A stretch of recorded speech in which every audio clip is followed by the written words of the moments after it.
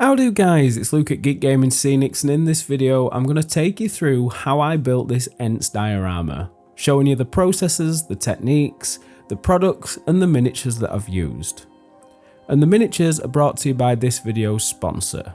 Now this video is sponsored by Squire Games with a crowdfunding campaign called The Legend of Keepers. The Legend of Keepers, for a lot of people out there, might know what this is. It's based on a video game. But what you're getting with this is a 5e compatible campaign book, STL miniatures, terrain. You're getting absolutely all sorts with this. And what I like about this campaign is if you're into D&D, you can get everything you need. But if you're wanting just some awesome terrain, they offer that as a stretch goal. If you're wanting just the miniatures, or if you're just wanting PDF, or you wanting an actual product. It's got everything you need, whether you're a Dungeons and Dragons player, avid role player, or you're just a wargamer or miniature painter. The models are absolutely stunning, and so is the terrain. Go check out all the links below where you can find everything you need for getting this awesome product in your life. So thanks to Squire Games for sponsoring this video. Now I've not done much with Ents for quite a while, so I thought I'd pick the Ents because they fit in with the whole, I like playing with Scenics, and they're technically just moving trees, aren't they? These models are really nice. They print well, the supports are very good. There were just a few small supports that needed a little bit of clean up on some of the underarms and things like that as normal. And I'm really surprised at how nice these Ents are. And what's nice to see is the Ents, with them being that little bit smaller than like really over the top sized Ents, is they're just perfect for your roleplay games. They're ideal. And also if you're thinking about making like an army and using these in like an actual wargaming army, they're a good size for representing different size troops and different size model types, which is nice. It's nice to see that. Now for painting these, I'm going for like how I'd normally paint trees. I'm going for very muted colours and washes, and I'm dry brushing these up with greys and creams because I want them to look more like a dried out wood rather than like a really rich warm brown tree. I'm going for that sort of aged look because they're Ents, they've been around a long time, and I think it just makes them look that little bit more gnarly and a bit more menacing. And I find painting things like this really nice. It's really rewarding. Just using a few dry brushes and then a few greeny brown washes just in recesses, and then blending that in with a brown wash and just sort of toning all that really light grey cream colours down. They start to look really nice really quickly, and it's really rewarding painting Ents. And if I ever get to the point of doing an army of Ents, this is literally how I'd do the entire army, because you could get this done very, very quickly. And there's just so much character in there with them being big lumps of tree. Now once I've got them painted up, I want them to look more like tree Ents. I want to get some actual foliage on there. And there's no better product than using seafoam. Seafoam's great for getting that nice natural canopy on them.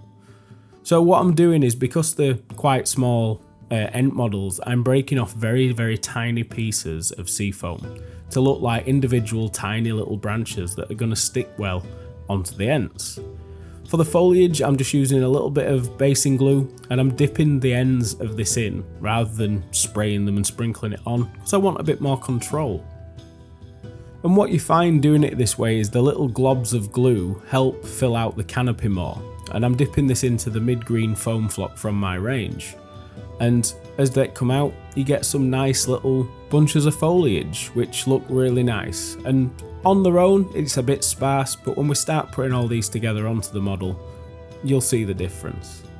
Now, I do change up the technique. I do a bit of sprinkling, a bit of dabbling, just so you can get different textures through the branch work.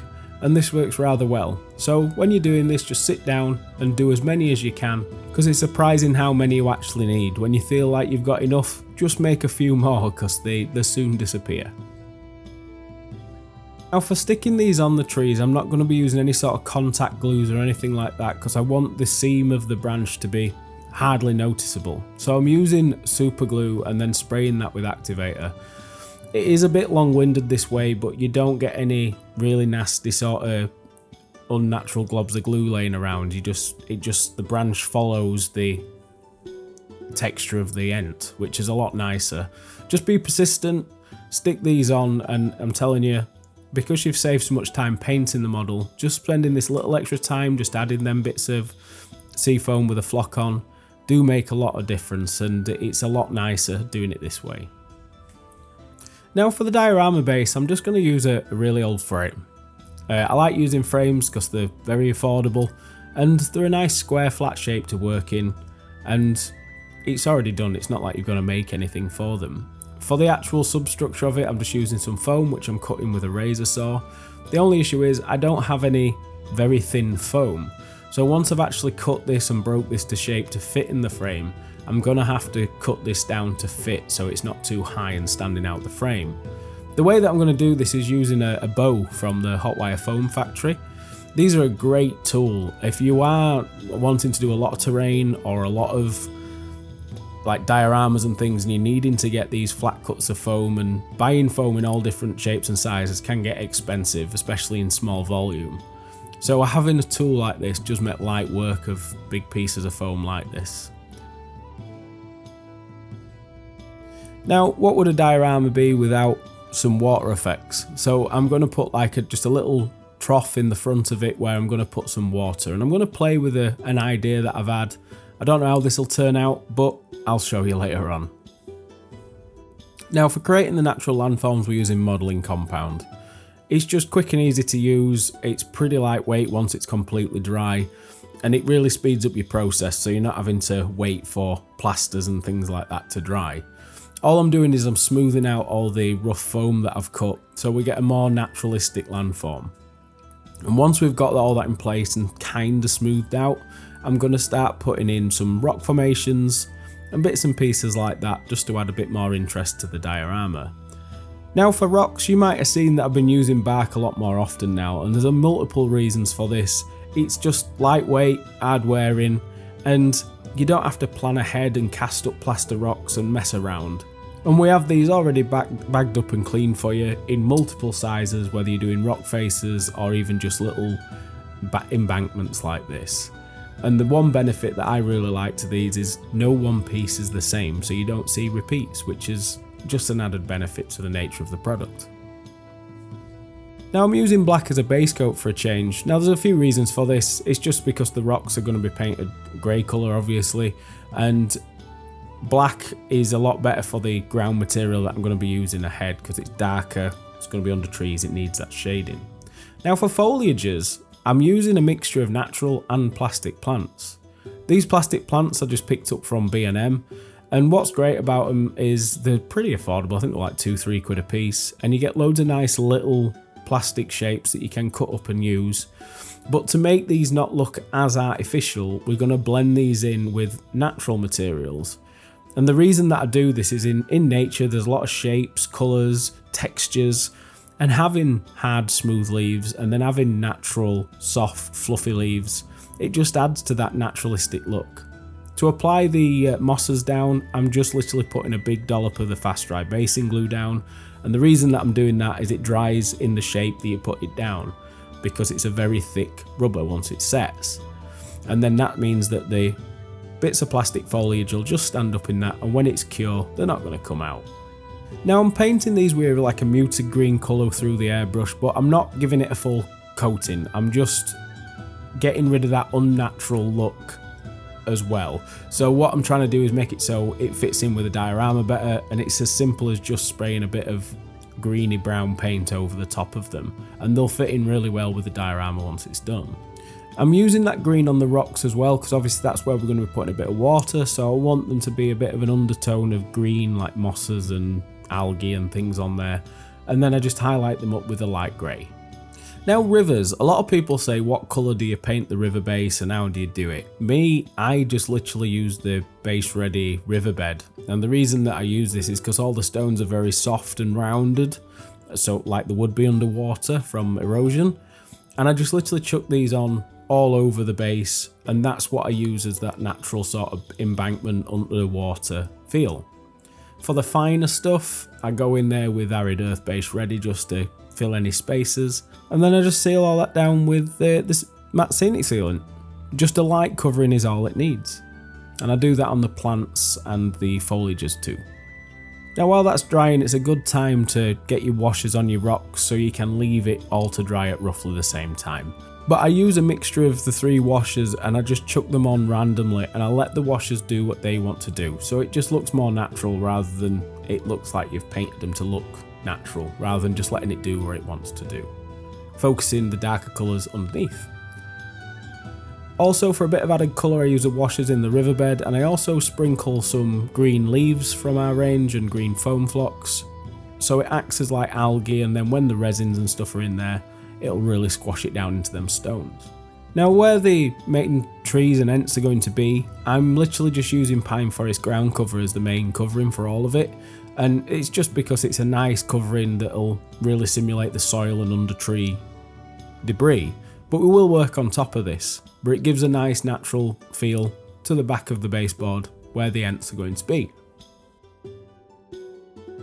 Now because I didn't want to spend ages waiting for resin to dry, I thought I'd try using some UV nail clearer resin, and I'd try it as like a deep pour. It's not massively deep, it's only about 4 or 5 mil deep, but what I did is I just poured this on, expecting it to go wrong, I'm not gonna lie, but then what I did is I just stuck it in my UV cure station for 10 minutes. This worked really great. Now if you haven't got a cure station, you can just stick it outside. I just did this because I thought it'd be quicker, and it ended up taking about 20 minutes in total to cure it through and solid, but it's a nice quick way of getting your water effects done when you're on a strict time budget. Now here's the time where the diorama starts to come to look like it's completed. All I'm doing is I'm super gluing the ents down with some super glue and activator, and then we're going to add some bit more foliage and a bit more looks around the base to really finish it off. And this is the bit that I really like, because you start seeing your work come together. Now for some reason the putty that I'd used had completely fixed to the base of the ents, which I couldn't get it off. I tried all sorts, it wasn't coming off. So I thought to hide them little orange bits, I could have painted them in or carved them to look a bit more natural. But the easiest way is just to put a bit more of that ground cover around the feet to hide them. Now for adding a bit more visual interest, I'm going to be using some autumn tufts. And what I do with tufts now is I put a big formation of tufts, and then working away from them I come out with little single tufts, because in nature you sort of see a big cluster of grass and then you see like loads of little tufts petering off in almost like triangles away from the mass of grass. So I've started simulating that with tufts, and I really like how it looks. Now just to add a bit more natural looks to the diorama, I ground up some leaves from outside, and I'm just sprinkling them around to act like tree foliage and just general leaf foliage and dead undergrowth on top. Now the base cover on its own does look nice, but layers, textures, the more you add, the better it does look. So just add, move it around, and it's surprising what just a little extra detail does. And then we seal all that in place with some matte scenic sealant, and we're done. Now go check out Lazy Squire Games. They've got an awesome range of terrain and miniatures, and I'd like to thank them for sponsoring this video. Just sitting down and playing with Scenics and making a cool Ent diorama has been really nice, and I'm really happy with what they're offering and the fact that you can buy it in whatever suits your needs. If it's just the scenery, if it's just the models, or whether you want to go all in on the D&D campaign, and it's all themed around a really classic game that's still played today. So thanks for watching guys. If you've got any question, pop them in the links below. All the links to the Kickstarter and everything else are down there as well, and if you want to use any of the materials that I've used in this video, you can get them from all the links below as well. So thanks for watching, thanks for tuning in, and I'll catch you again for the next video. Love, love, love.